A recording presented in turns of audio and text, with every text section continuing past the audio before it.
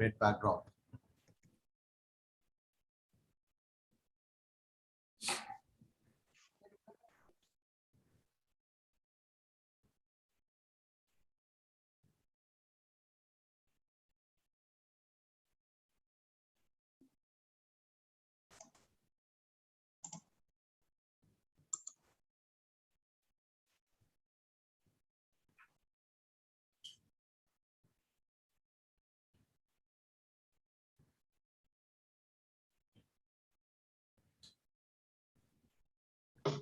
We can begin.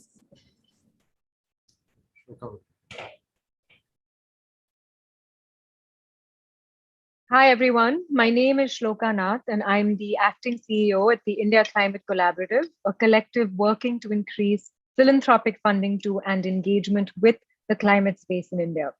It's wonderful to be here today, launching our joint study with the Council on Energy, Environment and Water titled Mapping India's Climate Vulnerability, a district-level assessment.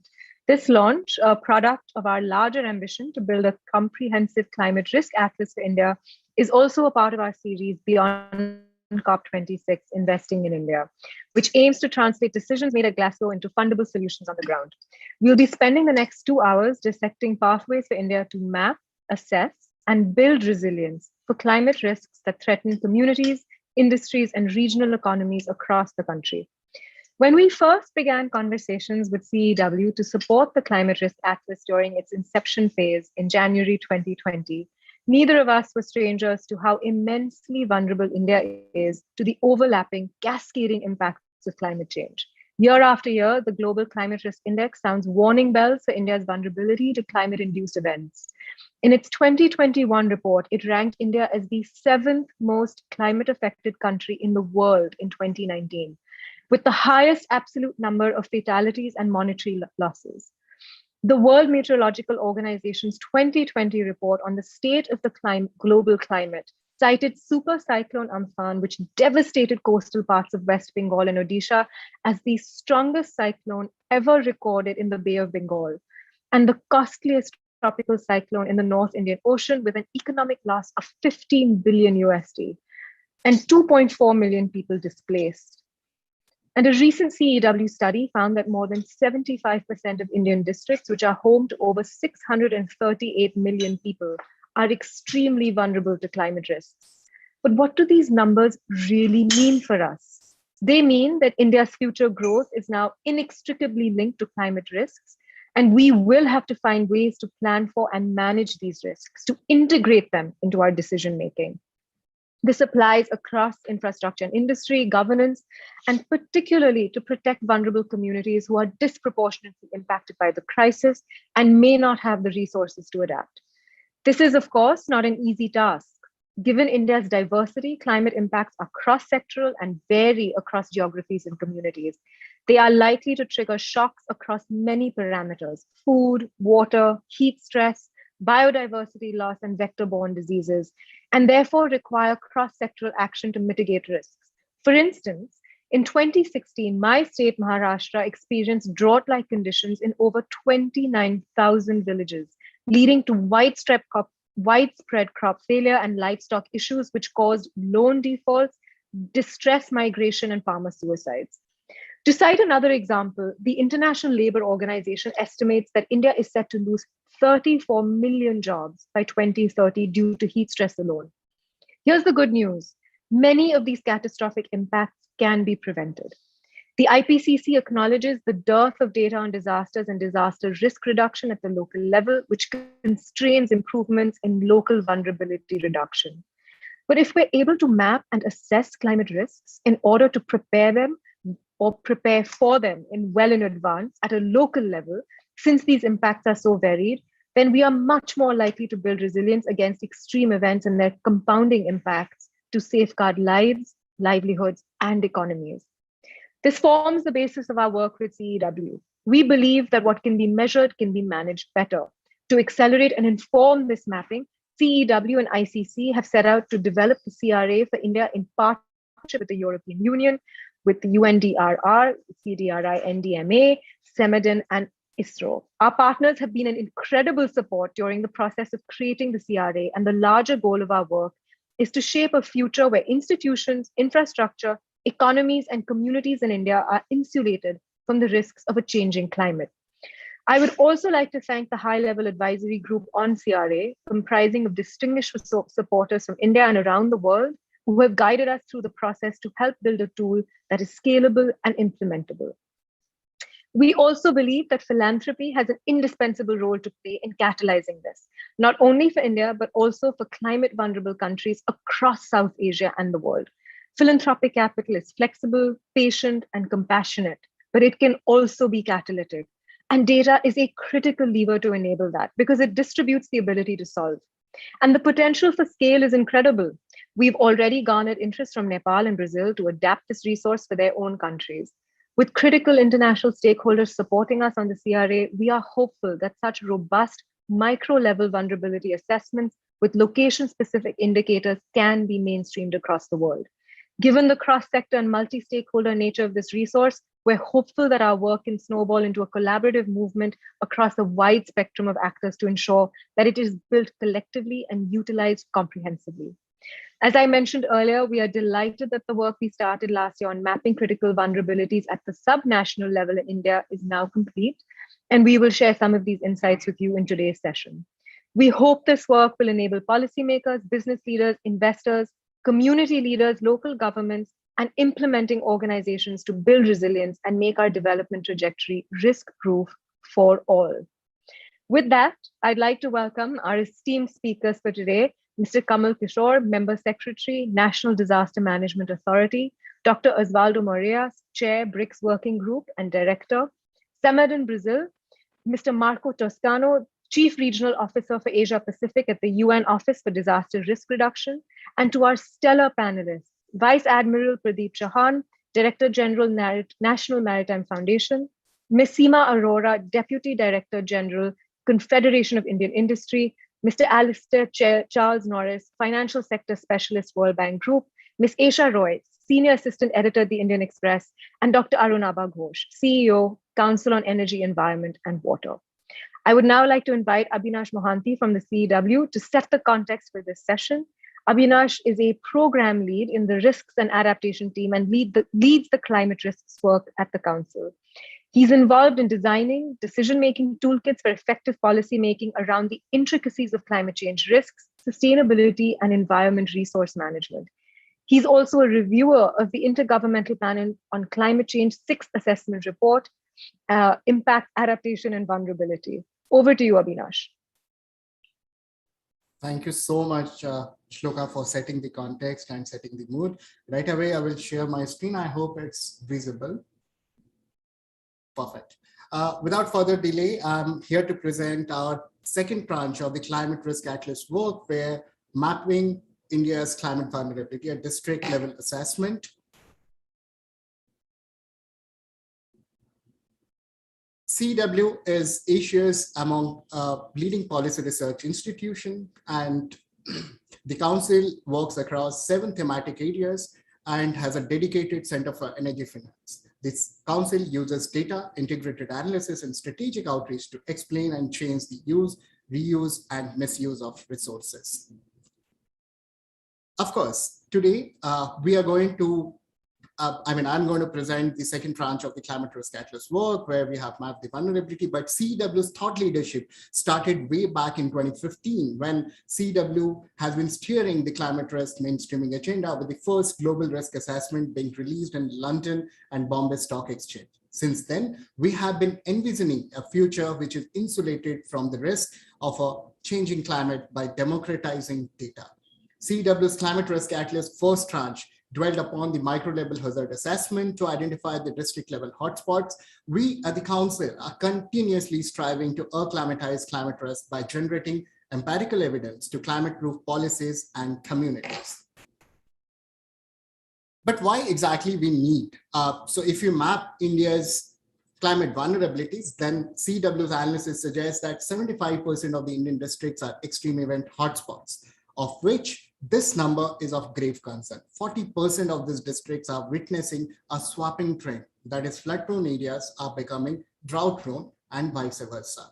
At the same time, India has already incurred damages worth 76.34 billion, and post 2005, India has witnessed more than 310 extreme climate events, ravaging lives, livelihood, and of course, clearly the numbers pick up the volume. The vulnerability equation, the equation that shapes the narrative of our disaster risk reduction agenda. At the same time, it also helps us in mapping and climate proofing our communities, infrastructures, and economies. The vulnerability equation has got three major components. One is, of course, the exposure, which suggests how people, lives, assets could be adversely affected. Then comes the sensitivity, the degree to which a system might be affected, and then the adaptive capacity, the ability of a system to adjust to climate change. And based on these equations, we tried developing an integrated vulnerability assessment framework to develop the final climate vulnerability index of Indian states through a district level assessment. And these are the set of indicators for broad-based components of exposure, sensitivity, and adaptive capacity we had used in order to map India's vulnerability. At the same time, we also did a robust assessment of all the district-level disaster management plans. And at the same time, we also tried finding out India's hyper-local adaptive capacity through the adaptive capacity indexing, which I'm going to discuss in after a couple of slides. This is what India looks like in terms of its vulnerability. In recent decades, India is increasingly becoming vulnerable to floods, and the recent flood events in Assam, Kerala, and Uttarakhand is a testament to it. Eastern coast are more vulnerable to extreme cyclone events, but in recent years, Western coast are also witnessing a spurt in cyclone events and making the districts more vulnerable. The current state of vulnerability is primarily human-induced, and IPCC's first of the sixth assessment report also emphasized on the human-induced climate change, and our analysis suggests that 45% of the districts have undergone rapid landscape destruction, leading to fractured natural ecosystems. And of course, the northeastern zone is highly exposed to extreme flood events, but central and eastern zones are exposed to compounded impacts of flood events, making it more compounded impact as well as prolonged impacts. But where does people come in terms of mapping the vulnerability of the people? 5 out of every 20 Indians are highly vulnerable to 3 of the extreme events, that is flood, cyclone, and droughts. Just to speak of the key findings in terms of numbers, more than 50% of the district in each zone, India is divided into 6 zones, is vulnerable to extreme hydromet disasters. 8 out of 10 people living in India are vulnerable to extreme events. The eastern and western coast are vulnerable to all the 3 extreme events. While the vulnerability is quite high, none of these zones have a quite high adaptive capacity. The zone's adaptive capacity falls into the range of moderate and low. More than 45%, as discussed earlier, have got of the districts have gone rapid LULC change. And at the same time, our analysis or the evaluation of the district disaster management plans also found that 32% of the DDMPs were updated, while NDMA mandates annual updation of the district disaster management plans. Based on this district level analysis, we could come up with the ranking of what we call it as the first of its kind climate vulnerability index of the Indian states, which suggests that 27 out of 35 states and union territories in India are vulnerable to extreme climate events, with Assam, Andhra Pradesh, Maharashtra, Karnataka, and Bihar are the most vulnerable. 5 out of 6 zones in India are vulnerable to more than one extreme event, and these numbers are a bit of a grave concern. 6 zones, 27 states, 463 districts, and 638 plus million people are currently vulnerable in India. Now, what do we do with this climate vulnerability index? How do decision makers, industry captains, communities use this climate vulnerability index? It helps them to first map critical vulnerabilities to measure and manage risk. Then they can plan through system innovation, reprioritize policies, plans, and actions to avert loss and damage, and then adapt in terms of climate proofing livelihood options, resilient landscape, and of course, effective finance to steer up the climate actions. these are some of the broad-based set of recommendations from our study. First, of course, we nudge and we request all of us to come together in terms of developing that first of its kind climate risk atlas that CEEW is developing with granular data. And this granular data should be able to provide that risk-informed decision-making toolkit that can help in terms of adapting to sensitivity-led landscape restoration. And these are the low-hanging fruits which district can opt for, or the states can opt for, in order to provide that natural shock absorber. And then plan some risk profile informed infrastructures. And infrastructures are key to our nation building. And with India aspiring to become the 5 trillion economy, infrastructures are going to play a major role, and climate proofing them becomes even more important. Then finally, we need to have tailor-made risk financing instruments. And I'm sure we are going to have more of the conversation, how do we mainstream some of the risk financing instruments in our panel discussion, but that's the need of the hour. And with COP around the corner, we need to step up our climate financing. And then finally, we need to establish a climate risk commission, a commission that can collate all this information, can steer the workable formats and bring all the stakeholders into same room to mainstream and climate-proof India. This is where I present our next study, or the study that I just presented, Mapping India's Climate Vulnerability, a district level assessment. You can download the study from the link provided in the chat. And with this, I end my presentation. Thank you for your attention. While science has helped us to generate that empirical evidence to map critical vulnerabilities, people and communities will bear the brunt of climate change and are also at the forefront of mitigating this risk. It gives me immense pleasure to introduce stories of hope, stories of resilience, and stories that humanize climate risk, with people at its core presenting a short film that depicts how communities are responding to climate risk. Rajesh, may I request you to please start the video.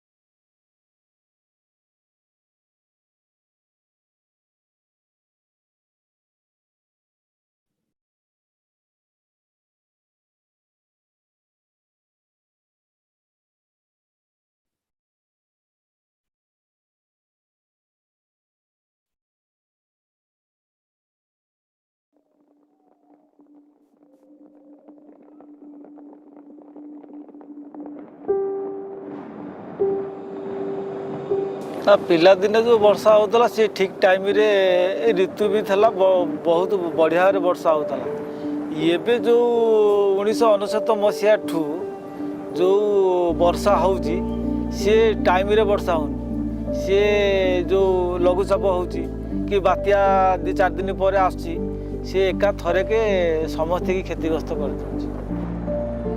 आमर वर्षा दिने जदि लुण पानी उठुची पूरा धान पोछि नहीं मोर जो बहार है मुझे जगह को आसिली समुद्र बहुत दूर रे थिला एबे तो आम घर दाढ़े ही गला समुद्र। ये जो वातावरण चेंज हो गया, बारिश का टाइम बारिश नहीं होता, वो लेट में होता है। वो जो किया था अभी 15 दिन पहले जो बारिश हुआ, बारिश ज़्यादा हो गया, वो पानी आ गया, वो सब नष्ट हो गया।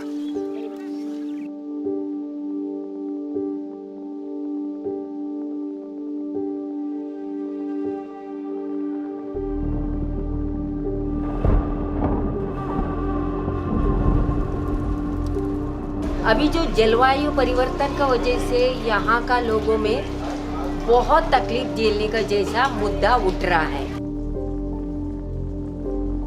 तो 12 साल से यहाँ पर यही है कि बारिश होता है तो पानी भर जाता है और सब पब्लिक लोग जिसका घर नीचे है वो लोग खाली करके चले जाते, फिर बारिश के बाद फिर रिटर्न आते।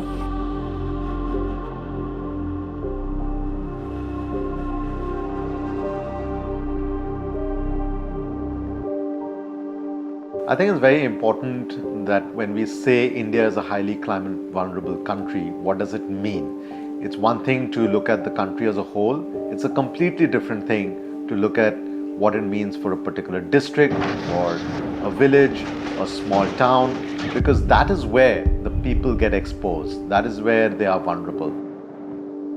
Localization obviously is the key, but one of the first things is that we have to have granular information on hazard, risk and vulnerability.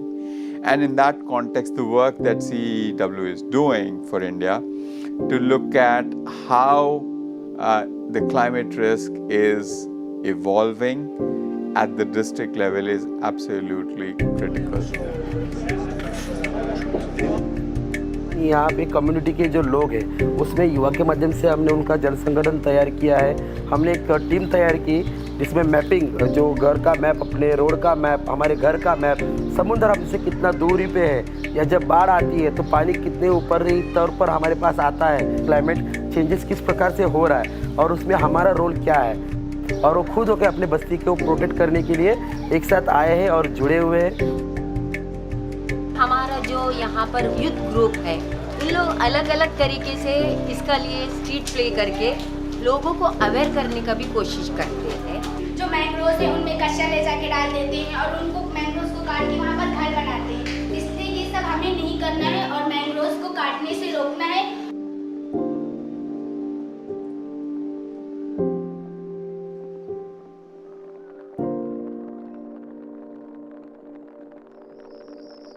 ये जो है ये पोटिया है, वो ज़्यादा बारिश से होने पे तो पानी आ गया तो वो रहता है।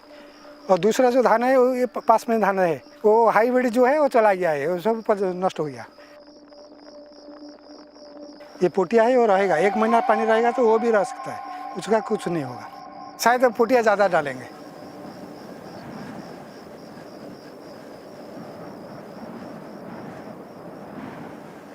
महाबात्यार जंगल सबू नष्ट होगला। आम घर तो केड़ा कुड़िया भाया मुंडी मुंडी हो सब दूसला आम हाँ पशिगला। जंगल जेमती भागी तुटीगला, समुद्र ढेउ तो आम आखि आगे नाचुची, सदा भय भितर रहूँ। नष्ट हो भितर तापर आम स्वयंसहायक गोष्ठी मिसिक 10 ग्रुप आम से जंगलटा को तैयारी कर। आम सकाळू आम 20 जन लेखा पाली करदे गछटा बड़ हवा पर्यंत आम 10 ग्रुप ता भितर लगे ताकू बंचाइया पर्यंत। बात्या जेबे आसुची जंगल आमर उपकार करुची, दरिया पानी रोकी दउची।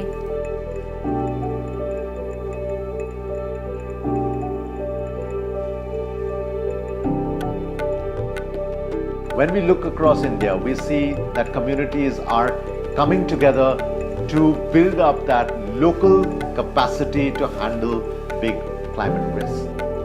The success factor behind that is prepared communities. We have been very successful in saving lives, but we still have huge economic losses. We really need to go beyond saving lives to also saving livelihoods.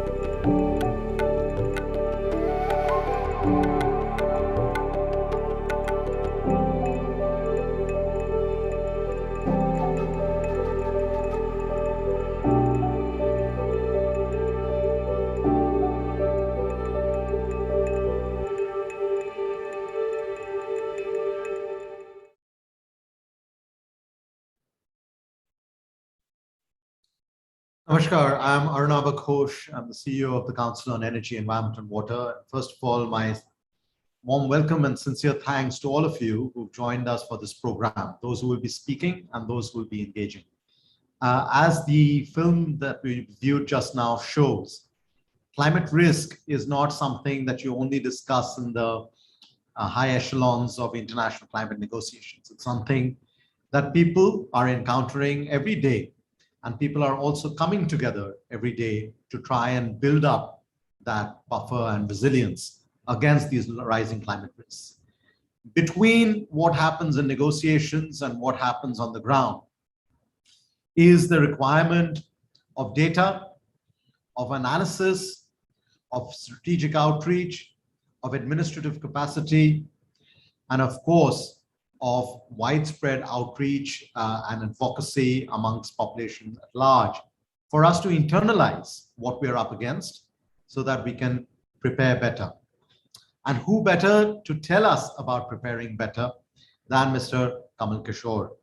Mr. Kamal Kishore is the member secretary at the National Disaster Management Authority and also serves as the co-chair of the Coalition for Disaster Resilient Infrastructure.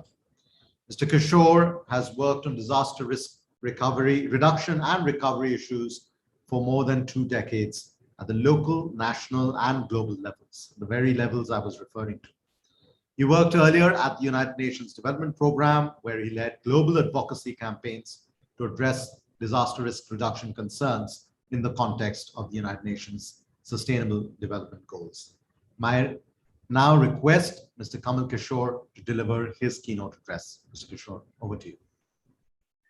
Thank you very much, Dr. Arunabha Ghosh and CEEW colleagues, Avinash and Shloka and the others for putting together this event and for inviting us to share a few thoughts. It's always a pleasure to work with CEEW colleagues in our common endeavor to work towards building resilience. So today, by way of this keynote, I want to leave you with 7 thoughts on how can India build climate resilience.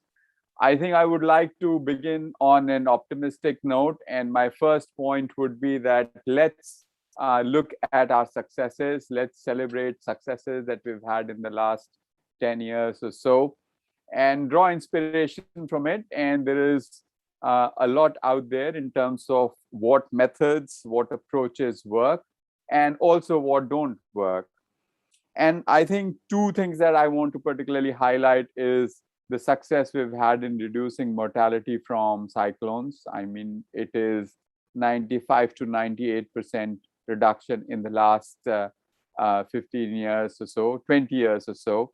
So that's really quite a remarkable progress. Of course, we cannot be complacent about it, because in 2019, for example, when the cyclone Fani occurred, the mortality was low, but there were parts of the state that did not have electricity for almost a month.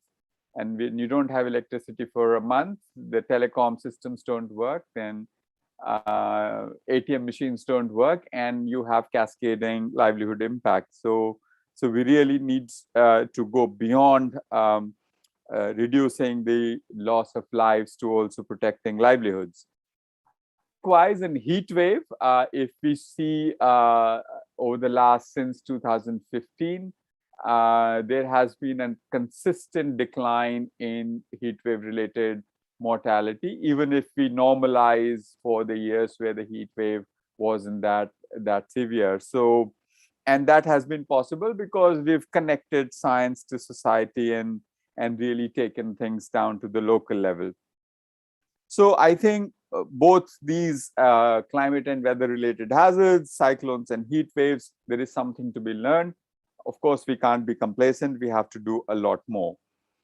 Now, my second point is essentially sort of validating the whole approach of CEEW on producing the climate vulnerability index. I think local level is the key. Understanding how different factors, the signals that the climate system is delivering, but also how biophysical systems are responding to those signals, what are the inherent social, economic, cultural vulnerabilities of people, and how all of these things come together to produce risk at the local level. That local level understanding is key. A few minutes ago, I talked about heat wave. We cannot have a same heat wave threshold for the whole country. How heat wave is experienced in Odisha and how it is experienced in Rajasthan is entirely different. Even within Odisha, how it is experienced, the same level of temperature is experienced in one district is different from how it is experienced in other districts. So really localizing the notion of risk, taking into account a whole range of local factors is really the key. And we have to do a lot more. We need to have, 100 heat wave related thresholds for 100 most vulnerable urban areas, for example. We can't have just 5 or 6 for such a big country, the entire subcontinent. So the importance of a localization. One corollary of localization is that a lot of the hazards also play out in very different ways at the local level. Those of you who have followed disasters in the Himalayas this year, it is very clear that some of the impacts are emanating from cascading events, which are very difficult to model. So you have, a break in a glacier, and that leads to, some landslide, that leads to damming of river, and further, a few days later, flash floods. So localization will help us understand those specific local level processes as well. My third point is that while, of course, in the context of global negotiations, we talk about more financing for resilience. So there is a place for that. We must pursue that conversation with vigor. But we need to exercise much greater imagination also in how we use the money that we have across different programs. When you do a Swachh Bharat, you do it imaginatively to have adaptation benefits. When you do Nal Se Jal, tap water for everyone, you do it in an imaginative way that it builds resilience to future uncertainties about availability of water. Likewise, in the disaster risk management arena, Finance Commission has given us $25 billion over 5 years to address the whole spectrum of disaster risk management needs, not just response. And we really have to use it imaginatively. It would be a pity if it just remains boxed inside the realm of what disaster management authority of the country does. It really has to become everyone's business. So imaginative use of the resources that we have. That's my third point. My fourth point is that the point which also sort of comes from what we've seen in cyclone and heat wave related work, which is really connecting science to society. It's good to do great science, but it really has to be presented in an understandable, actionable, usable fashion. What is so great about the forecasts, cyclone landfall forecasts that the IMD does now compared to 20 years ago, is that now they don't only tell you where the landfall will occur, they also tell you what wind speed would feel like, what would be the impact, the forecast of impact. That saying 125 kilometers an hour is somewhat abstract, but when you say that all the coconut palms are going to get uprooted, then it becomes very real. So we need to really turn science, scientific communication into something which is people friendly. My fifth point is that while there is a lot of discussion on resilience, and there is a lot of discussion on, raising the ambition when it comes to climate-related commitments, particularly reduction of emissions, we need to have the same level of ambition for adaptation, not just in terms of how much more money we are going to put in adaptation, but what are the concrete results we will achieve on the ground.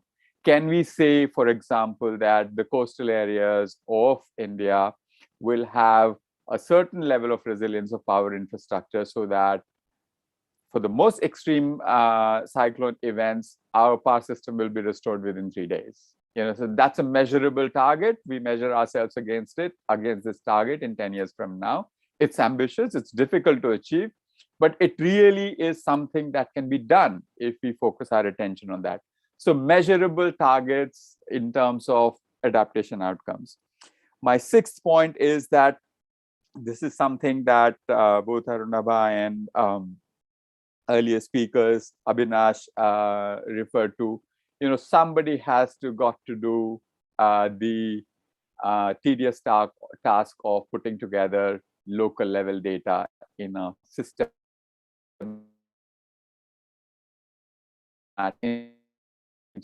We have a lot of data, but a lot of that data is not really being managed in the way it should be. So I think that's one thing I would really like to make a plea for. And my seventh and final point is that we really have to think about how we convey these things in a manner that it resonates with 1.3 billion people of our country, and we are able to mobilize the imagination, the initiative of each and everyone. It really has to become a mass movement.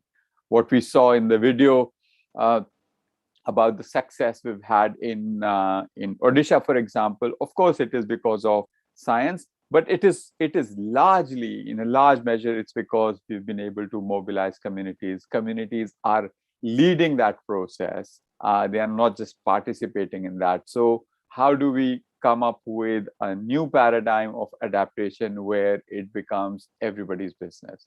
Thank you very much. Thank you, Mr. Kishore. What a fantastic agenda you've laid out for us. If we were not pre-committed to this program, we should have just stopped this webinar right now and gotten down to following the 7 guideline principles you've laid out before us. But one more thing I did want to say, the point that you just closed with about mobilizing the citizens, because ultimately it's not just the citizens who face the impact of disasters, as the video was showing. These are the same citizens who are also the agents of change vis-a-vis other sustainable development goals. And the fact that disasters, cannot be treated in a silo, but as something that impacts, and resilience against disasters actually improves the probability of achieving other SDGs, is something that we have to internalize. Let me now turn to Mr. Marco Toscano-Rivalta, who is the Chief of the Regional Office for Asia and the Pacific of the United Nations Office for Disaster Risk Reduction. He has more than 20 years of international experience and has served the UN and other international organizations at the headquarters and on field in the ground in the areas of humanitarian relief, refugee protection, promotion of and protection of human rights, sustainable development, and disaster risk management. Mr. Toscano-Rivalta, you've seen what we're trying to do here in India. We would love to learn from you how what we're doing here and the experiences on the ground can hold lessons for other regions as well. Over to you. Well, thank you very much, Dr. Ghosh. In fact, I was copiously taking note because I'm learning quite a bit about the great presentation that Mr. Abhinash Monti made and a very inspiring presentation by my friend and colleague Kamal Kishore. Really, it's a bit harder to come after them, but I'll be very happy to share some thoughts. And it is definitely a great honor for UNDRR to be represented here with me, and I really would like to express our gratitude. So, Excellencies, distinguished panelists and colleagues, as I said, it's really a great pleasure for me to be here, and I would like really to thank the Council of Energy, Environment and Water, as well as the India Climate Collaborative for organizing it. In fact, when Dr. Harunabha Ghosh invited me, I was really very much honored, and I would like to recognize, Dr. Ghosh, your leadership and instrumental role in injecting disaster risk considerations in the deliberation of the UN's Committee for Policy Development, and the relevance really of disaster risk reduction for the countries along the graduation pathway. And I'm also very much pleased to be speaking after my good friend Kamal, who is not only a major force in shaping the disaster risk reduction policies of the government of India, but also a leading voice in disaster risk reduction regionally and globally. And I would like to recognize also the overall India's leadership in disaster risk reduction. And I want to start my comments also by conveying my deepest sympathies and condolences to the families of over 200 people who lost their lives across Nepal and the Indian states of Kerala and Uttarakhand as a result of the recent devastating floods and landslide. As Kamal was saying, is about protecting lives, peoples, and livelihood. And I would really like to commend India's National Disaster Response Forces under the leadership of the NDMA in responding to these multiple disasters under these difficult circumstances.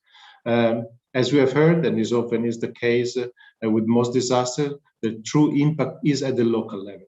That is why focusing on disaster risk reduction at the local level is critical to saving lives and reducing losses. The Sendai framework is very clear in stating that, and I quote, while drivers of disaster risk may be local, national, regional, or global in scope, disaster risks have local and specific characteristics that must be understood for the determination of measures to reduce disaster risk.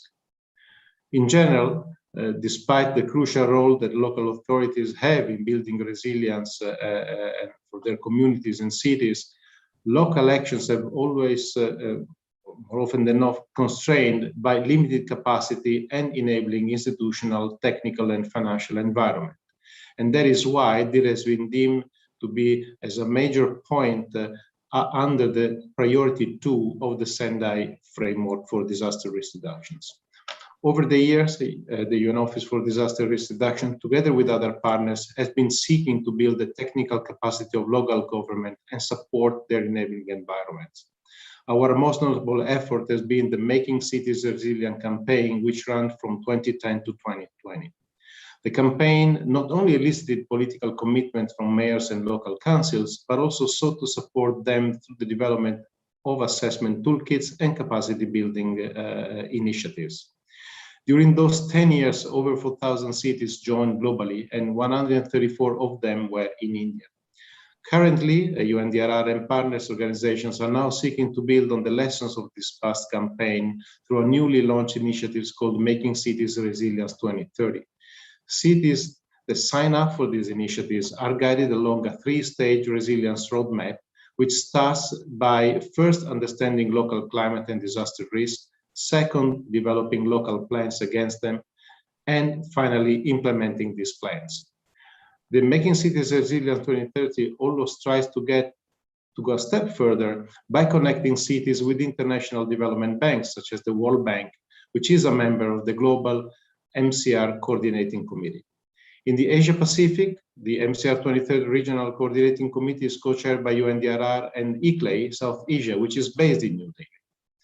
As we now begin the first year of this initiative rollout, we know that cities and local governments need downscale climate projections at local risk profiles to best tailor the local plans. And I'm really coming to the crux of the message that I want to deliver today. To that end, the study being launched today on the Mapping India's Climate Vulnerability at the district level is an invaluable contribution to support local resilience building in India. This study builds on the important work done by CEEW last year when it published a micro-level hazard assessment of climate extremes in India in its study called Preparing India for Extreme Climate Events. It showed that 3 out of 4 districts in India are extreme event hotspots. Now, with this new study and the layering of populations and other demographics data, we find that more than 80% of India's populations living in districts that are highly vulnerable to extreme hydrometeorological hazards, as we have seen in the presentation earlier.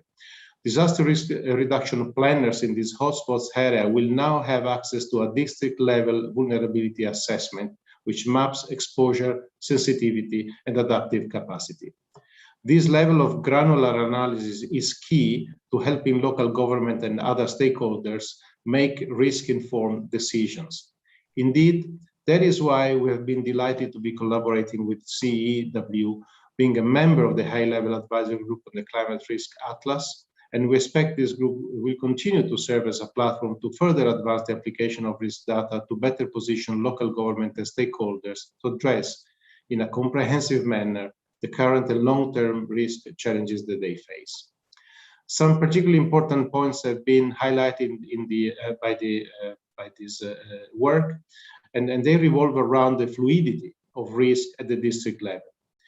As we heard, some 40% of India districts exhibit a swapping trend, where traditionally flood-prone areas are witnessing more frequent and intense droughts and vice versa. In addition, several districts across the eastern and western coasts are vulnerable to all weather extremes, drought, cyclones, and floods. This points to the need for local government to adopt a multi-hazard approach, both in terms of strengthening impact-based early warning systems and in terms of proactive multi-sectoral disaster risk planning. The full spectrum of risks should be really addressed in the context of averting, minimizing, and addressing loss and damages, as we also heard clearly pointed out by Mr. Kishore. This includes risk from extreme and slow onset events triggered by climate change, as well as other hazards occurring due to the compounded and cascaded climate events. Additionally, this planning should be integrated into local climate change adaptation efforts to ensure coherence and maximize the use of resources, as well as, of course, in the development policies aimed at achieving the SDGs. And where possible, national support and resources should be really made available to local communities to support the implementation to where we conduct our lives. We very much welcome CEEW and other parties' initiatives to ensuring that not only do we produce relevant climate risk data for local government, but that we also strengthen their capacity to use and regularly generate risk, damage, and loss data, thus enhancing their ability to look at the differentiated vulnerabilities of different social groups and sectors. An example of where this is occurring, where more support is needed, is the state of Assam, which the study ranks as the most vulnerable state in India according to its vulnerability index score. There, the local Muslim communities living on the banks of the Brahmaputra rivers have been able to leverage the Prime Minister's National Housing Scheme to fund the construction of their climate-adapted traditional homes, which sits on stilts.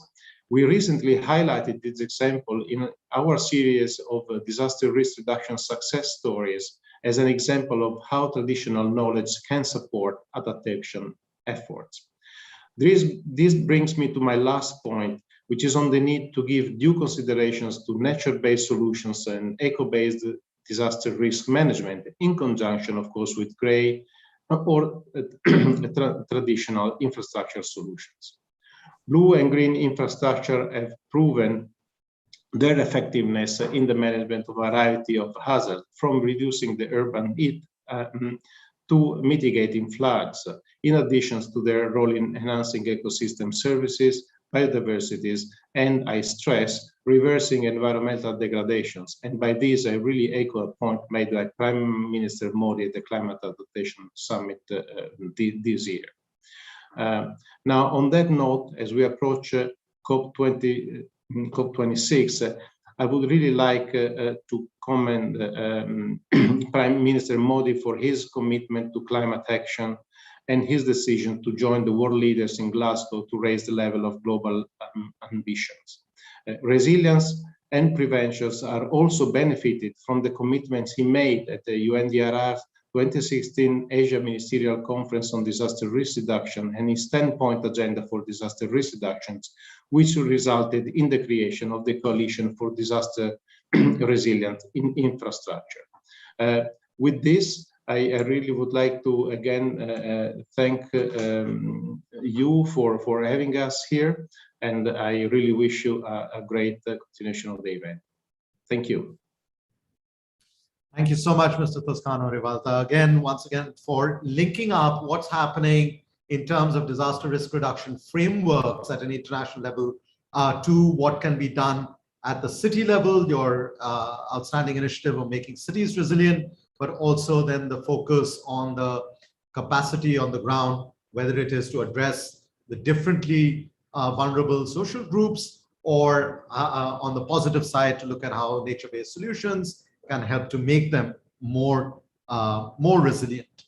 We have one more address, and I am particularly honored to introduce Dr. Oswaldo Moraes, who serves as the chair of the BRICS Working Group on Climate Change.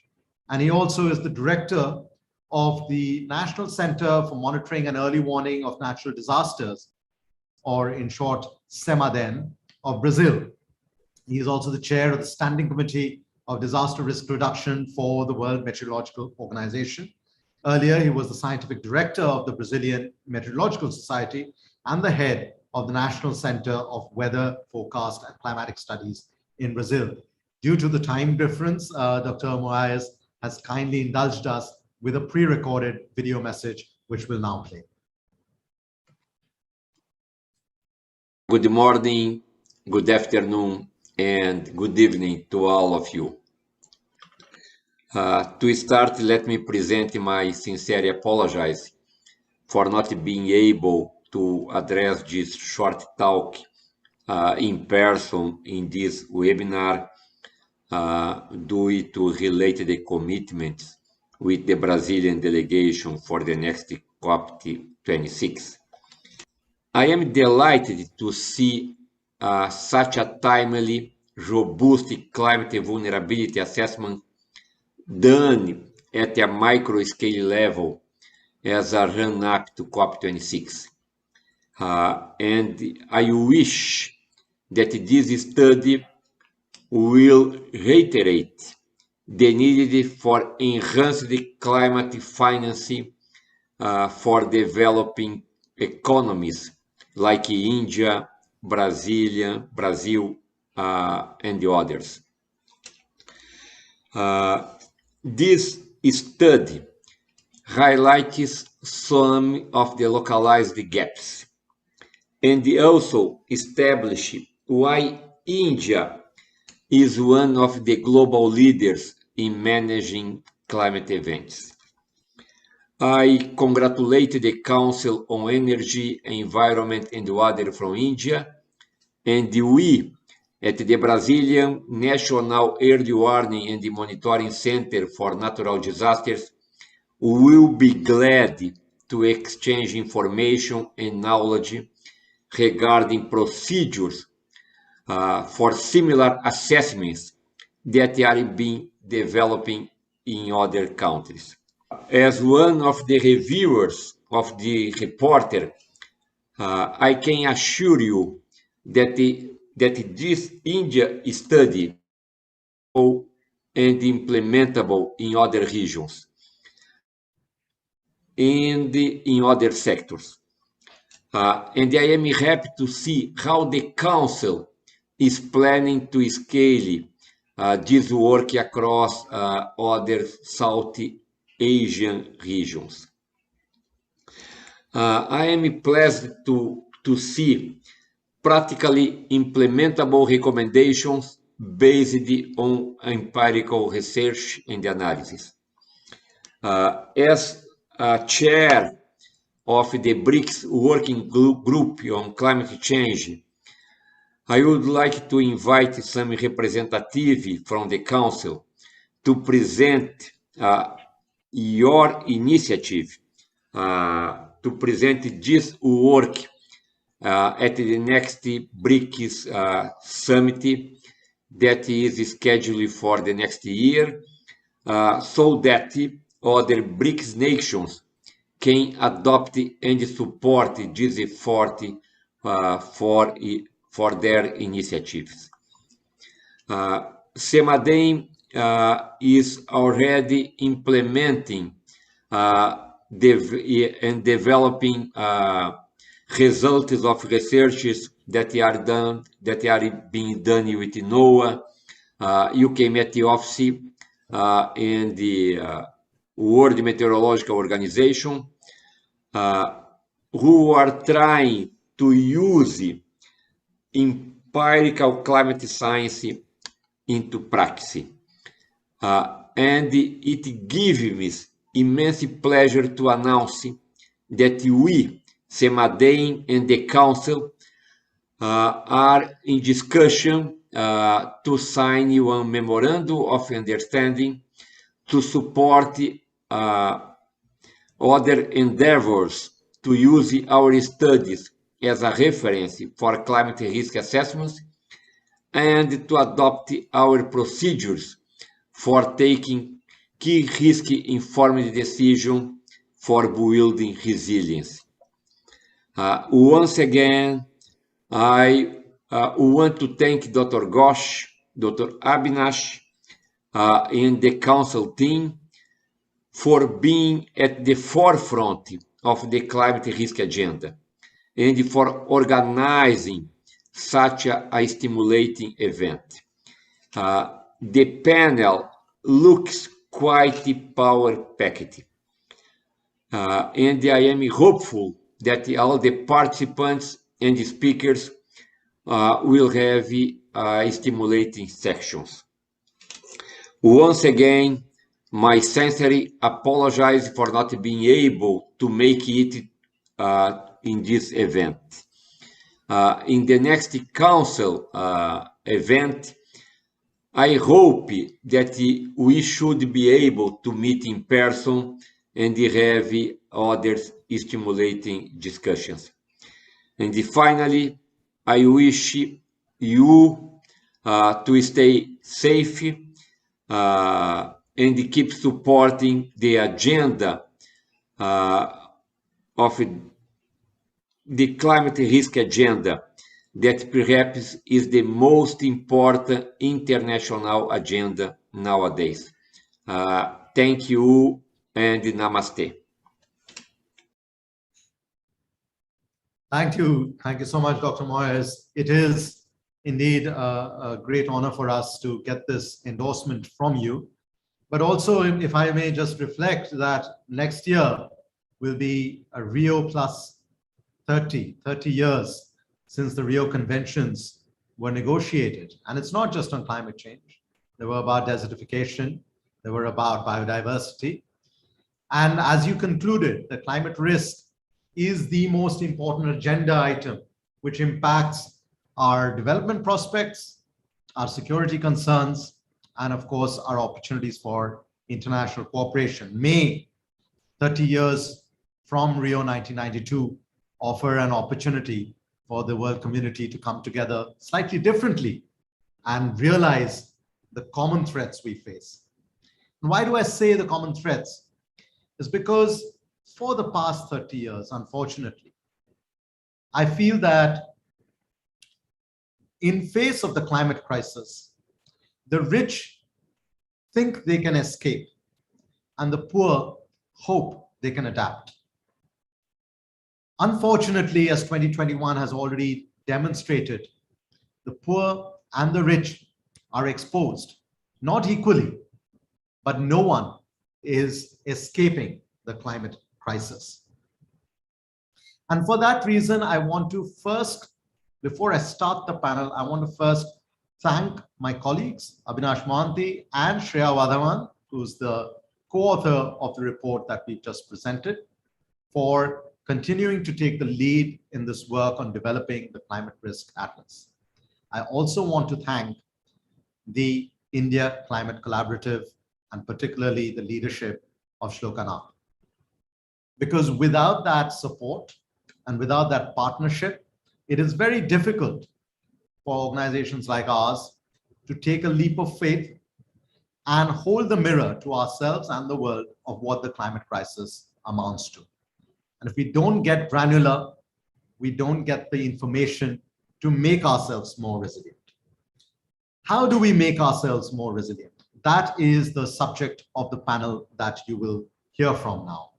As Dr. Moraes has already said, this is a power-packed panel. Let me first introduce the four panelists we have with us. We have Vice Admiral Pradeep Chauhan, who's the Director General of the National Maritime Foundation. Vice Admiral Pradeep Chauhan is an awardee of the Vishish Seva Medal, the Ati Vishish Seva Medal, and a bar to the Ati Vishish Seva Medal. He is the Director General of the NMF, and as a maritime practitioner with more than 40 years of experience in the Indian Navy, he was honored thrice by the President of India. He's a prolific writer on maritime and strategic issues, including the blue economy and the security risks of climate change. We're also joined by Ms. Seema Arora, Deputy Director General of the Confederation of Indian Industry. Ms. Arora pioneered the work of creating services on sustainable development within CII. She works on designing innovative products and frameworks to build the business case for industry to invest in sustainability and corporate social responsibility. She's worked with industry, government, community-based organizations, curates collaborative initiatives across states, sectors, and stakeholders. And if I may say, Seema has been one of those champions since Rio 1992 to drive that agenda. And thank you, Seema, for everything you keep doing. We have with us Alastair Norris, who is the consultant for disaster risk finance and insurance of the World Bank. He's a financial sector specialist within the crisis and disaster risk financing team at the World Bank, with a background in climate and catastrophe risk modeling, insurance, and engineering. His work focuses on supporting governments and international organizations to build resilience by designing and developing disaster risk finance and insurance solutions. Mr. Norris, you heard from Mr. Kishore how to imaginatively use the money that might be delivered for disaster risk reduction. We look forward to your contributions in that regard. And last but not the least, we have with us Senior Assistant Editor of the Indian Express, Ms. Esha. She's known for covering stories on environment and climate change, wildlife, gender, caste, and minorities, drawing our attention to those very vulnerabilities on the ground, to those very communities for whom we claim to speak. Thank you so much, ladies and gentlemen, for joining us on this discussion. Let me start with Vice Admiral Chauhan. You would recall that in 2015, when we launched our first stab at a climate risk assessment on a global scale, we released this report in the London and the Bombay stock exchanges to draw attention of the financial community. And Vice Admiral Chauhan, you graced us with your time to participate in some climate risk games that we had organized. Now, as you think 6 years on, and as the conversation around climate change has moved towards the conversation around the climate crisis, there are emerging climate security concerns, not because climate change causes conflict, but because it exacerbates the on-ground conditions. As India increases or experiences increased climate vulnerability, what, in your opinion, would be the geopolitical vulnerability from a security perspective for these issues? Let us hear from you first. Thank you very much, Arunabha, and thank you for having me on this eminent panel. I think that I wanted to raise 2 points immediately and then seek your indulgence to couple my intervention with a couple of slides, not more than that. I'm aware of the press of time. We've heard continuously about granularity and the local being the key, but I think that climate is a somewhat more complex lock and probably needs several keys, or at least has several levers that require different segments of a key. And so we do need to look at the international, the regional setup. And if India is going to be disaster resilient, then it cannot be that India will ride on some imaginary crest of a wave of complacency and well-being, while the rest of the region wallows in the trough of despair. So with that, allow me to share and to continue with where we had left off in the last, as you said, stab at this whole business. Let me try and share with you a screen and some slides if I can do that.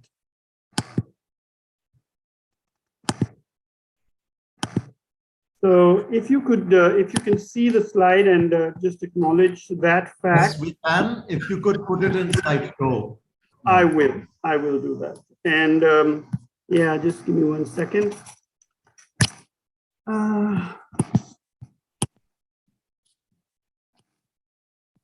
There you go.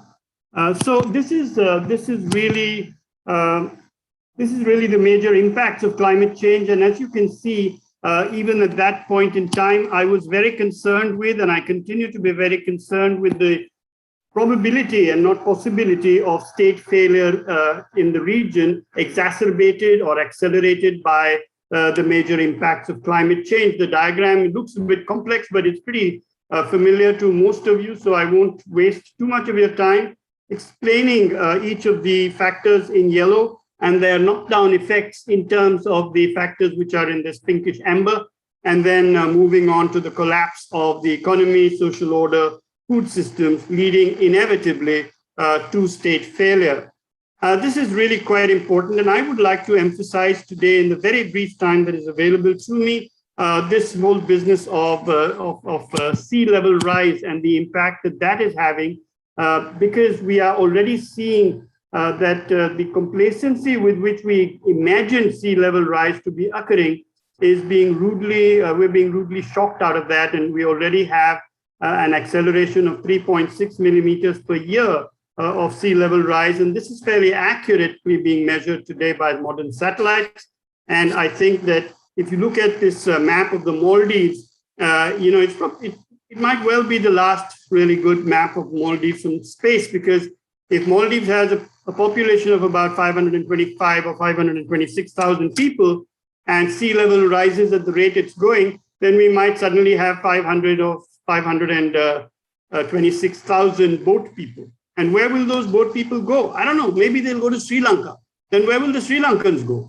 Clearly, India has a problem. And it's not just external to India, it's already been mentioned that we are the fifth, sixth, seventh most vulnerable major country to the adverse impacts of climate change in general. But we are in the top 3 globally where sea level rise is concerned. We were right there in 2008 as number 1 with the largest population at risk. We are right there in 2050. This is despite whatever we might do in order to seek to mitigate. And so our options of mitigation are receding year on year. And the only options I think that will be available to us if we proceed at this rate, COP26 notwithstanding, will be adaptive measures. The risks to high population density deltas is well known. I'm sure everybody is familiar with the flooding risks in cities such as Mumbai and Kolkata and Dhaka. I want to emphasize one thing about Bangladesh, which is the proximate neighbor of ours.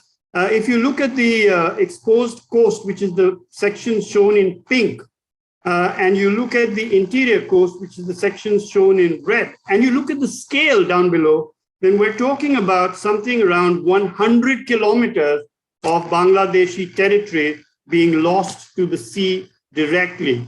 So if you look at the scale, it's really quite frightening, because disputes over maritime boundaries are very likely as baselines and shorelines shift.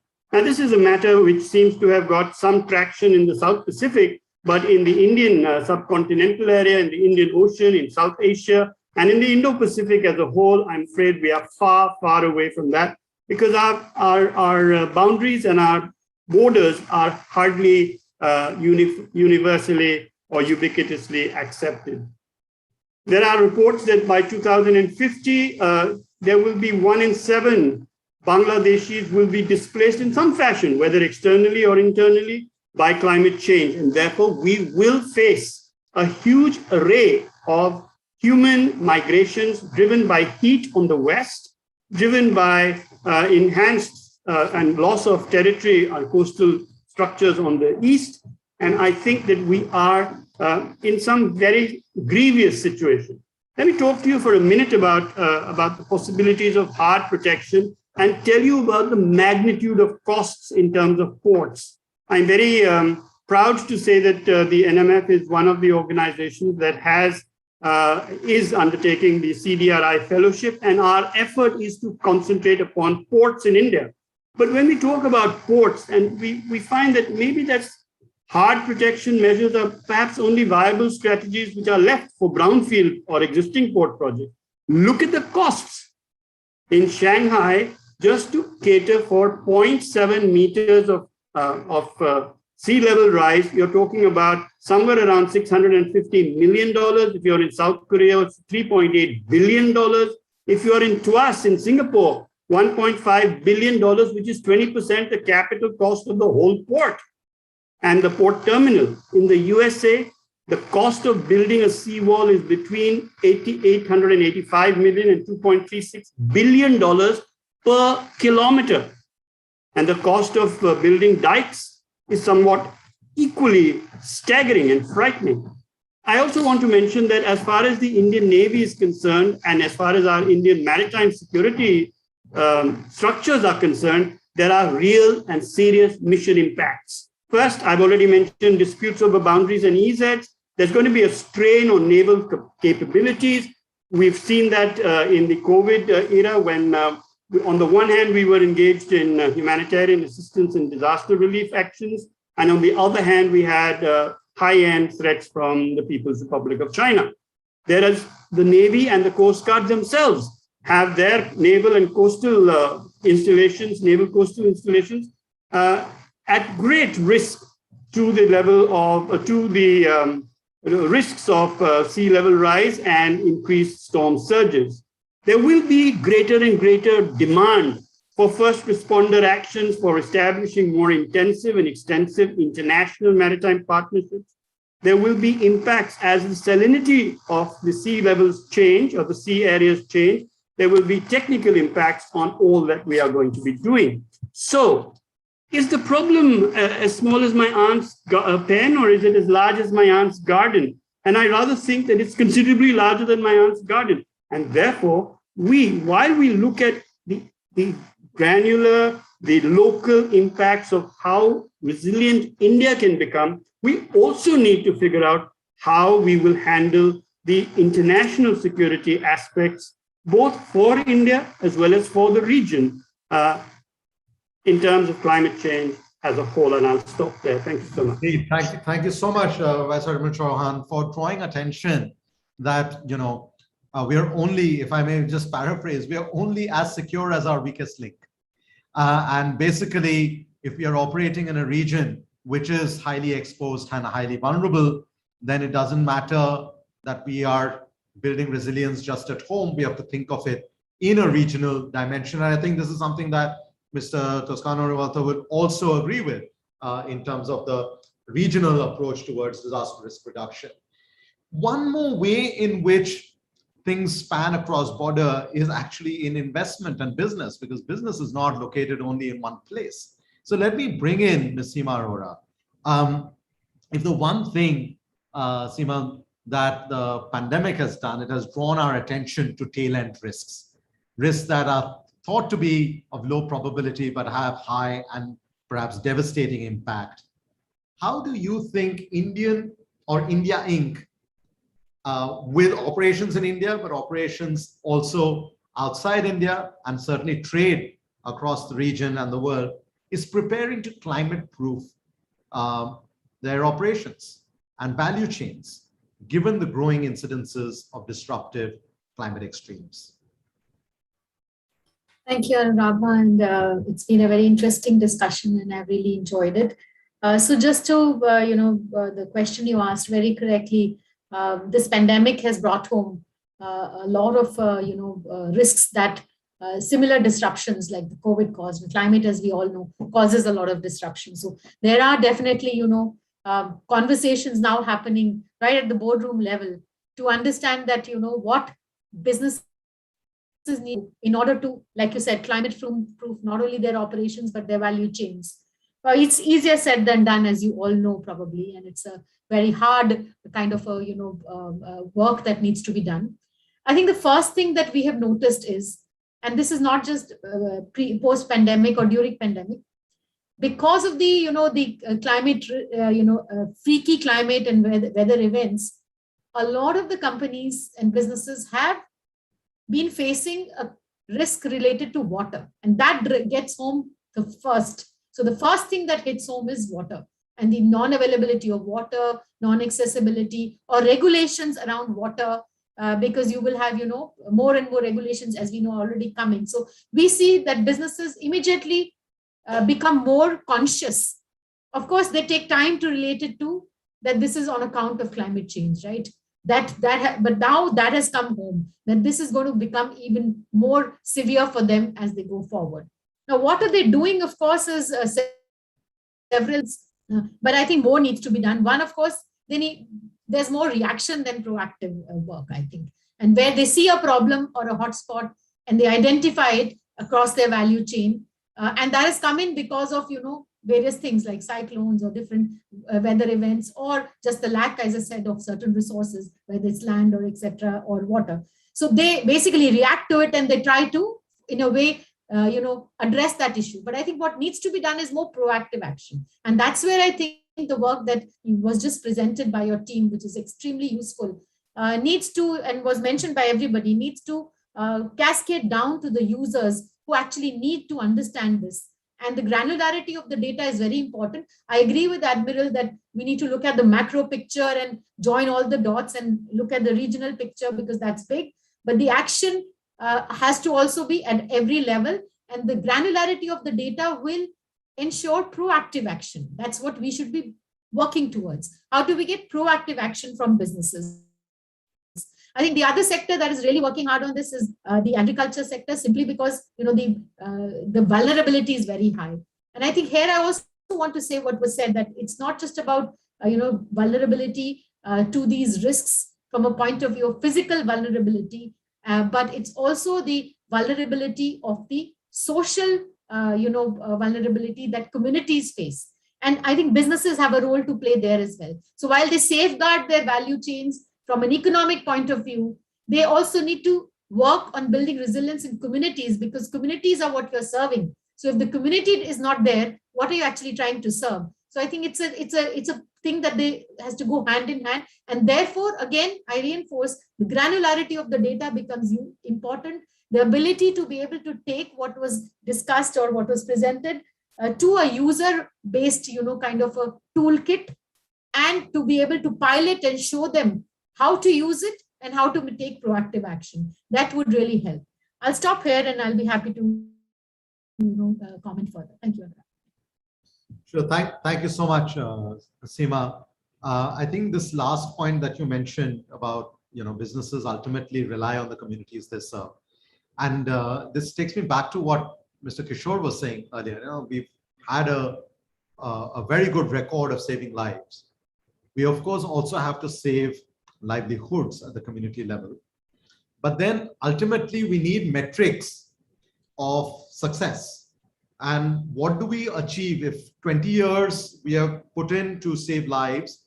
Over the next, say, 10 years, how can we not just save livelihoods, but also revive economies? And that's why I want to turn to Mr. Norris. You're in the business of figuring out the financial solutions and to create insurance cushions, but you can't insure against something that you don't understand. So I'm going to ask you a very leading question. Could a tool like the Climate Vulnerability Index that we presented today help the work that the World Bank and other institutions are doing to design those tailor-made risk financing instruments?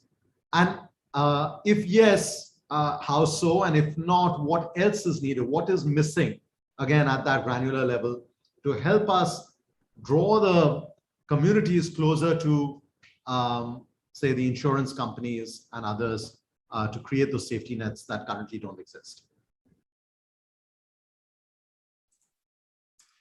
Thank you very much, Arora. So I think from my side is any risk assessment framework like the CDRI provides so much information for people to start understanding what is the vulnerability, what is the risk to themselves. And as you say, at that local level, it's really key to enable communities to understand what their options are. I know Kamal mentioned sort of have hazard, risk, and vulnerability, and bringing those three together allows you to start having a framework for assessing your risk and then managing how you prioritize those going forward. And I think the CVR risk assessment is a really good example of that.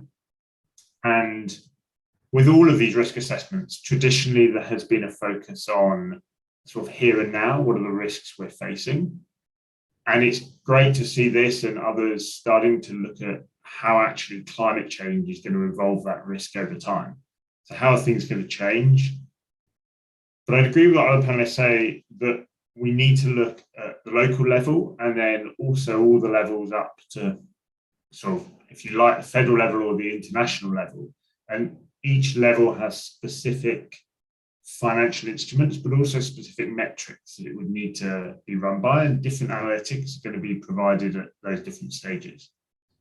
So something like the CDRI, for me, is so useful in understanding at that local level the risk and being able to prioritize what needs to be, whether it's adaptation, whether it's financing, but what exactly needs to be done at the local level. And then that can be filtered into financial instruments at the local level, and definitely this type of analysis starts you on that journey. There is then also extrapolating that up through the different areas. So in terms of the size, then the types of metrics that are going to be required are slightly more financial. So you start coming into catastrophe risk models, which is what the insurance industry uses, which is another framework for taking account of hazard and vulnerability to measure the risk. But those models is what is used in the international insurance industry for risk financing, to then, whether it's catastrophe bonds or other types of financing initiatives that can be fed either into the sort of state level or into the federal level. And I think from my side, the CVI is a great first step and gets us on that journey.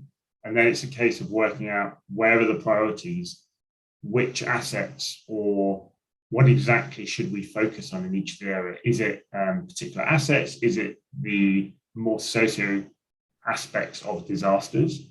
And then you can start seeing, right, which perils are we interested in, at which level for which assets, and design specific risk financing for those. Indeed, I mean, tongue in cheek, today if I had a home in Florida, I would probably be able to get an insurance package against a storm surge for that particular neighborhood, maybe even specifically for my home. But if I ran a container terminal in Chittagong in Bangladesh, like Admiral Chauhan was showing, I perhaps don't have a insurance package, let alone for that container terminal, the entire coast, even as the maps showed that the coast is getting denuded. So, Esha Roy, let's draw you in. We've been saying that we want to draw the communities in. We've been saying that this needs to be communicated widely. Mr. Kishore, Mr. Toscano-Rivalta talked about the Making Cities Resilient initiative. Mr. Kishore put it even more bluntly, connect science to society. Clearly, we are failing to do that, because if we had done that for the last 30 years, we would perhaps have confronted the climate crisis better than we have done so far. So as a journalist, what do you believe is the way to communicate climate risk beyond the statistics and the jargon, to bring the communities to the center of our consciousness, but not just wait for a disaster to strike to be able to do that? Thank you, Arunabha, and thank you and Abhinash and CEEW for having me.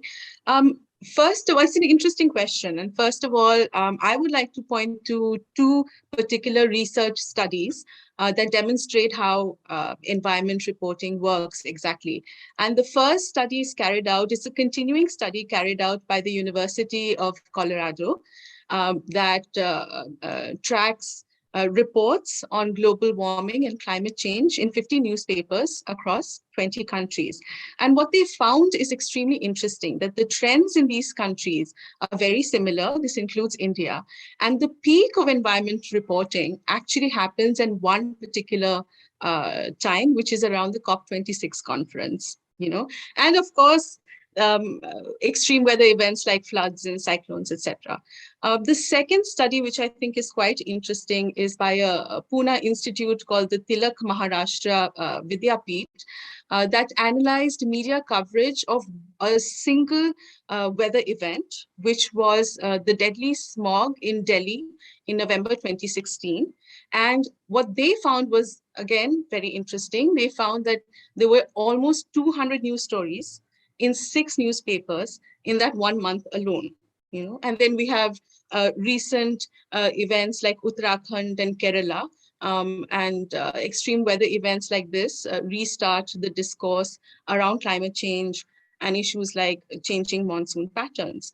I mean, honestly, the journalism in this country and in most other countries, as far as environment is concerned, is very reactionary.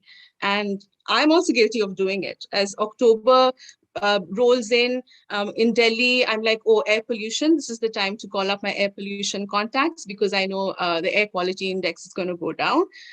In summer, I know that's the time to focus on groundwater level depletion stories. So we're all culprits in that sense. Having said that, though, Indian journalism, as far as environment is concerned, there's been a massive shift. And there's been a huge sort of upscaling of reportage, for a number of reasons. Climate change simply cannot be ignored any longer.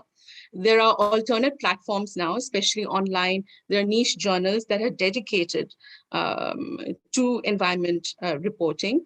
The resources available to journalists have increased, in terms of data, reports, etc. So there is a lot more coverage than there used to be before, but there's still a gap. And I personally think there are three things that we need to do to meet that gap. The first is, like, a lot of reports show that climate change has an effect on GDP. It has an effect on health burden. That's the connection that we really need to illustrate more. Because as far as the media is concerned, when there's a competition between environment reports and economic and political reports, it's the economic and political reports which will find space in a newspaper far more than the environment report. So if we can make that connection, then you will see an upsurge in environment reporting as well. Okay? The second thing I would like to say, which I think Abhinash's excellent report sort of lends to, is that we need to increase hyper-local reporting, community-centric hyper-local reporting. Interestingly, in the 1970s and 80s in India, environment reporting was really more community-centric reporting. The most famous case being that of the Chipko Andolan, which was widely reported internationally. But after liberalization, we sort of shifted away from that, and the focus became just pollution and plastics. So now I think there needs to be a convergence of communities and issues such as pollution and plastic. What we journalists call human interest stories, and what you have beautifully shown in that video, where you've shown communities adapting and meeting the challenges of climate change. So that definitely needs to be done. The third thing that needs to be done is that, busting of myths. India is a developing country, and newspapers will reflect the reality of the country. So the narrative that still exists is that of development versus environment. That is the myth that needs to be, done away with. That forest conservation of wetlands isn't necessarily in conflict with development, with infrastructure, with increase in per capita income. So that is think tanks like CEEW needs to help journalists to bust those myths and show what the reality is.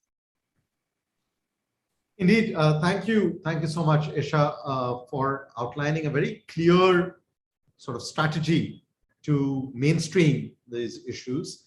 And I have to also admit that there is actually a lot of editorial coverage across a few newspapers in India now, including yours, which have started putting the environment, front and center, not just in terms of reportage, but also kind of editorial opinion and drawing attention to what this means, as you said, for the economy at large. So now, in the remaining time that we have, I wanted to mix it up a little bit. I want to first bring in Admiral Chauhan and Seema Arora. One of the things, and this last point that Esha made about busting myths, one of the challenges of focusing on things like climate risk is that whether it's for business or whether it's for security, and human security more broadly defined, there's a risk that climate risk will be treated as sensationalism. Right. Now, one way to mitigate that sensationalist kind of critique is to actually have, as Esha was saying, more regular reportage.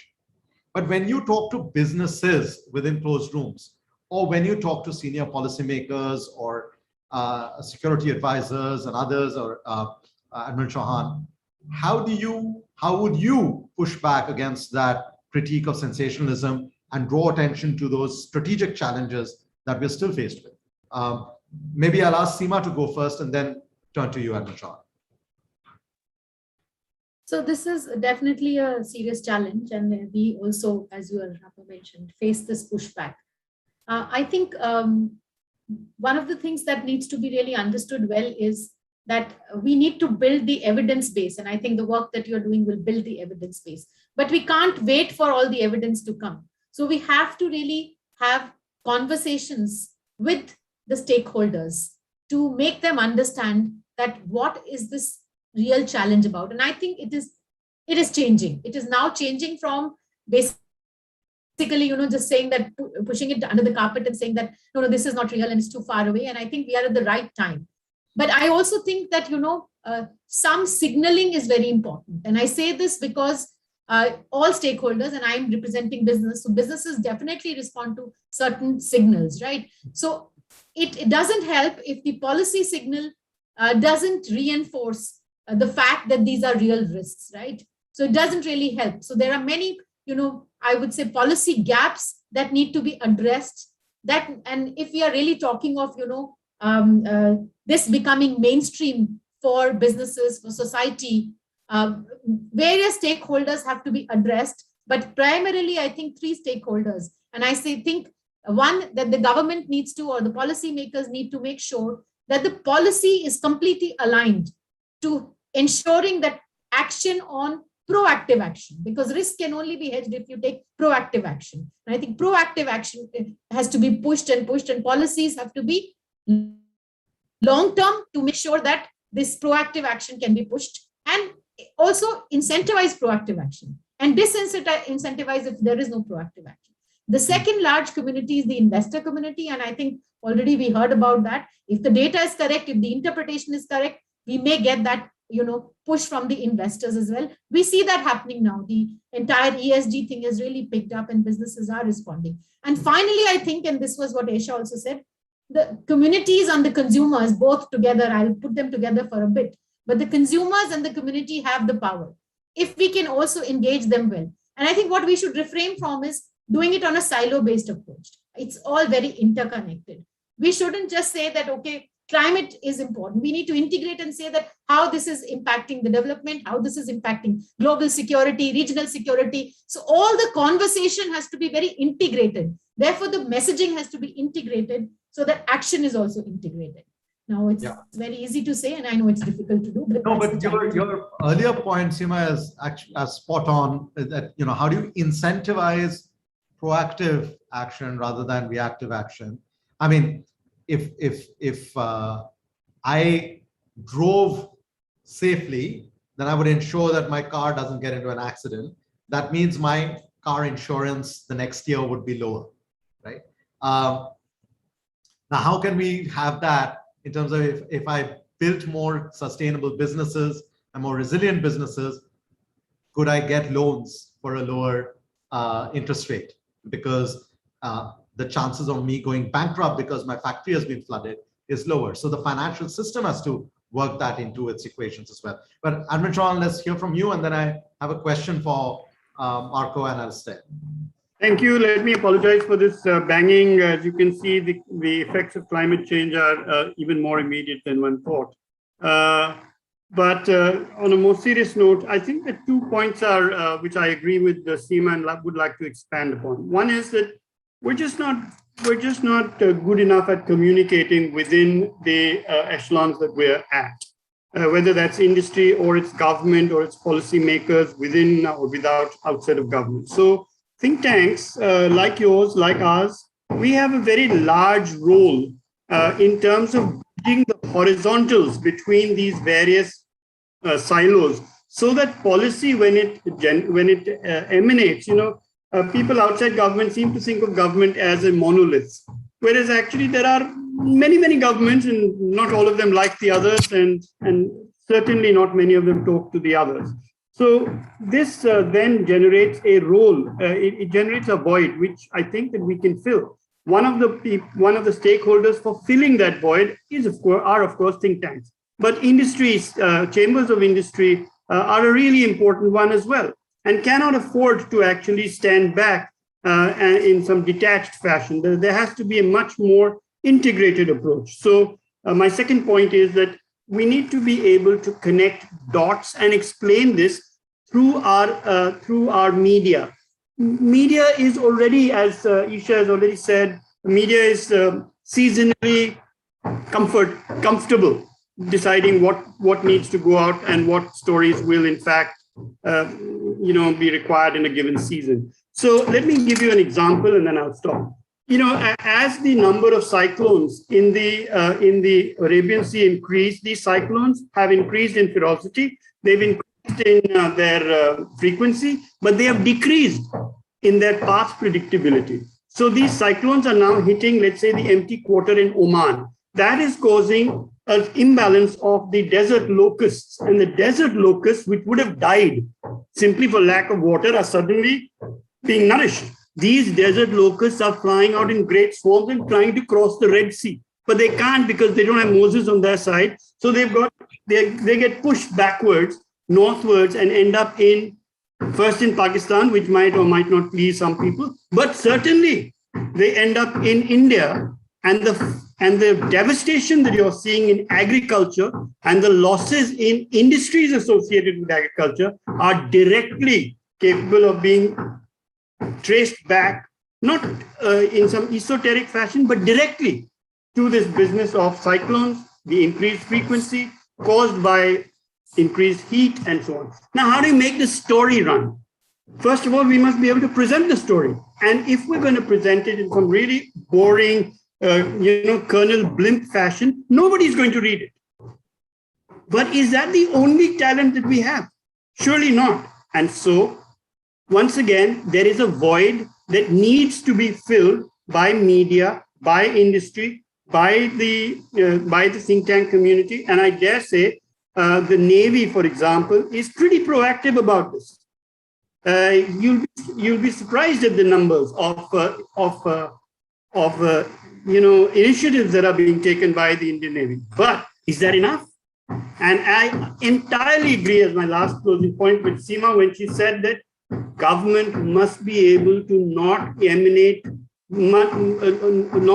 generate confused policy signals. It can't be that one guy says, this climate change is all hype and hoopla. That cannot be afforded to happen, and that can only happen if we continuously, the policy think tanks continuously address government. Thank you very much. Thank you, Admiral Chauhan. Let me turn to Mr. Toscano-Rivalta and Mr. Norris. Admiral Chauhan just ended with, governments can't send out mixed signals. But ultimately, what is government? Yesterday, I was asking my 9-year-old daughter, what do you think is the role of government? And she, without any prompting, said, I think it has to save lives or prevent deaths. And then I had to add to it. I said, yeah, it has also got to enable livelihoods. Now, the more resilient our local governments, the more saving of lives and the enablement of livelihoods is possible. My question to both of you is, how do we connect city governments to sort of catastrophe financing? Because it's one thing for the national government, for whether in India or in Brazil, to have overarching frameworks. But it's another for the city governments to have that capability to tap into the financial resources that help them save lives and enable livelihoods. Let's hear from Marco first and then Alastair. Thank you, Arunabha. This is really a great question that goes to the crux of what we're saying, and is a very challenging one. And I'm sure that also Mr. Norris, with his the work the World Bank will be able to elaborate further on that. I see here a couple of fundamental points, which I think also clearly emerged out of some presentations, and including the one from Vice Admiral, which was really very provoking. So thank you very much, Vice Admiral, for that. And there is a fundamental question of what we know, and because the motivations needs to be driven, and also the type of financial products needs to be driven by what we know. So the study, for instance, that you have generated today, I think goes to the crux of that.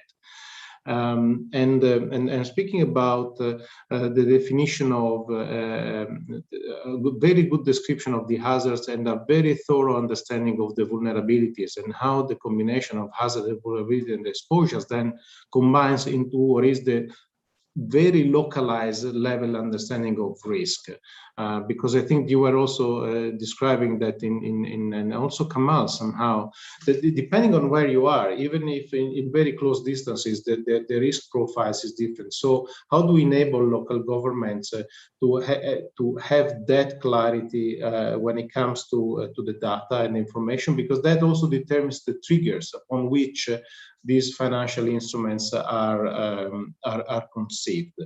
And that is the first point. Of course, that drives another important dimension, which is what type of innovative bonds, for instance, we may need to generate. And now here, there is a fundamental point for me to highlight, is that there has been a lot of work, and luckily so, on disaster risk financing.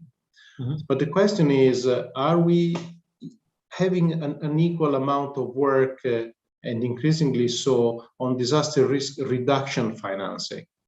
Because what we really need to focus is on, yes, managing the current level of risk, and we have been told starkly by the IPCC and other reports, the WMO Atlas reports that, and the report was issued also yesterday, we're not on the right track.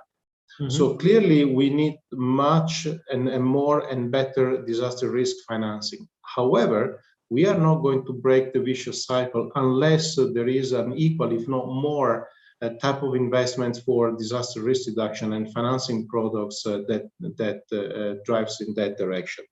And for that, I think we need some clarity also in the normative frameworks. And of course, the revenue capacities of local government is extremely limited in many cases. So the financial capacity that the local governments have to buy financial products or to engage in financial products is extremely limited, and we really need to then resort to the normative frameworks to make sure that they are enabling enough. And on this last point, I really want to stress that we are really a long way far from having a disaster risk reduction as a legal obligation in our national and international framework. And this is a major gap. Goodwill is fundamental, but normative frameworks that force us to manage disaster risk really needs to be enabled at the national level and international levels. We have a major gap in the legislation there. Thank you. That's an excellent point. Again, to use my driving analogy, there was a time half a century ago you could buy a car without insurance, but now you can't. So why can you now build a car factory without necessarily taking on disaster risk reduction insurance? Anyway, let's hear from Alastair about how to connect cities to insurance. Thanks, and thanks, Mark. I agree with all those points, and we'll probably just back those up. I think maybe a few things that come to mind for me is really, the first piece is really having clarity in what is trying to be achieved. And that sort of goes hand in hand with the assessment, but understanding sort of what perils are driving that city's, the impacts that that city sees, but also understanding what the financing is for. Is it to just restore after an event, or is it actually to build back in a better way? And I think really having clarity on those pieces is key. It will then sort of allows, and I think the missing picture with a lot of cities is that assessment piece. an actual granular assessment of what the risk is in financial terms to the assets that the city cares about most. And that really brings in, a lot of people say that those assessments make markets, and that will enable the discussions to happen really around, to Marco's point, and I think it's so key, what is almost looking at the financing gap of the city governments. But actually, you're not going to be able to finance everything. So it's how can we look at all the measures that are available to us, whether that's disaster risk reduction, disaster risk management, or disaster risk financing, so that we can drive down the risk and sort of push the amount of risk that city is impacted from to a lower level, and then understand that actually, you know, it might then become more realistic to finance certain elements of it. And what the Vice Admiral was talking about with ports is exactly what we've been doing with other cities and other ports across the world, looking at actually what is that risk, and then how do you drive it down to levels that can be insured. And then really, once you've got all that information, it becomes a bit of a discussion, collaboration with the financial markets to understand the exact method you go through for doing it. But I think the key is really in knowing what you want to achieve and then measuring that to a level which allows you to sort of make decisions on your DRR financing or your DRF financing. Indeed. We are slightly over time, but let me give the final word to Esha Roy. One of the things, I mean, you had such a clear strategy of trying to bring environment and development issues together in the public communication. But one of the challenges we still face is that either things are dismissed as acts of God or lack of acts by governments, you know, and obviously it's a combination. There is a natural element to what climate risks are doing, and then there's an exacerbated element of poorly designed cities or poor administrative capacity. And how do we not communicate in a way that it just leads to despair, despondency, and disgust with local administration, but in fact helps us connect those dots that this is all part of a larger game at play? Yeah, you're quite right, Aruna. Actually, one of the problems that we face when we do environmental reports is that it's often seen as being alarmist, as I'm sure you're aware, which is problematic. But I think there's a way to do this, to make this sort of communication perennial and sustainable, and that is to translate the big data and the evidence, like the report that you've come out with, which is extremely important to know what is happening, when it's happening, how often it's happening, but to translate that to people's lives. So a middle-class family in Kanpur should know how climate change is affecting their life directly. You know, or a family in a village in Solan should know how this is happening. So that is what really needs to be done. These stories do exist, the effects of climate change on communities on one hand, and then you have the big data stories and the evidence-driven IPCC report stories. But they need to be converged. They need to come together. I agree with Seema ji when she was saying that, when she was talking about how things exist in silos. So there really needs to be a convergence, I feel. That's the most important thing. People need to know how it's affecting their lives, their own lives. We talk about the butterfly effect, right? And yet, even when we live through it, we don't realize maybe we are the butterflies. It's not somewhere else. We are over time, and let me just try and summarize, not in terms of what each one of you has said, but some 5 themes that are picked up from across your brilliant interventions, if I may say so.